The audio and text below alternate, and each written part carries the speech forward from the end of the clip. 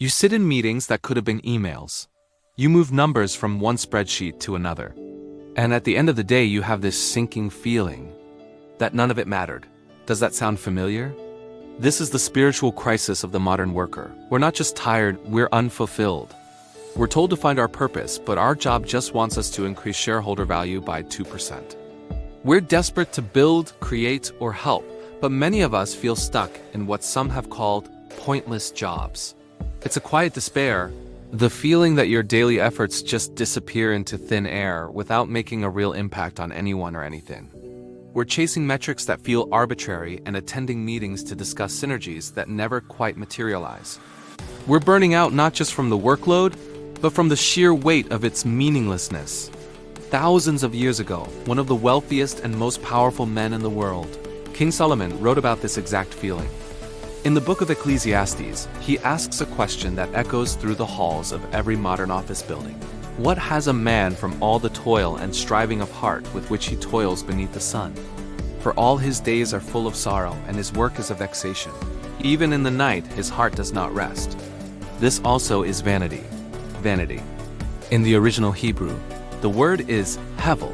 It means vapor, smoke, or a puff of wind. It's something you can see for a moment, but when you try to grab it, there's nothing there. It's an illusion. Your work looks like something, it feels like something, but at the end of the day, it's just a puff of wind.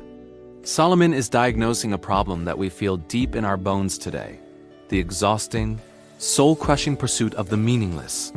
He understood that a life spent on toil without true substance leaves the heart restless and unsatisfied, even after the workday is done.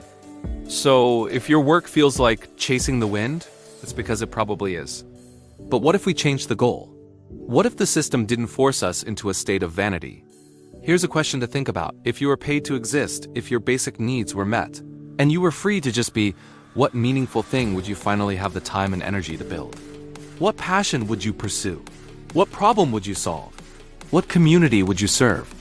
Think about the things that truly set your heart on fire, the things that feel solid and real, not like vapor. Maybe it's art. Maybe it's volunteering. Maybe it's inventing something new, or simply spending time with people you love. That feeling points toward a different way of thinking about our lives and our labor. We've been told our whole lives that our value is tied to our productivity, to our job titles, to our ability to contribute to the economy. But the wisdom of Ecclesiastes invites us to question that premise. It suggests that maybe, just maybe, the relentless grind for its own sake is the real problem. In our next and final part, we're going to tackle a famous and often misunderstood phrase: "He who does not work shall not eat." What does that really mean in a world of pointless jobs? Make sure you're following so you don't miss the finale. Thanks for watching.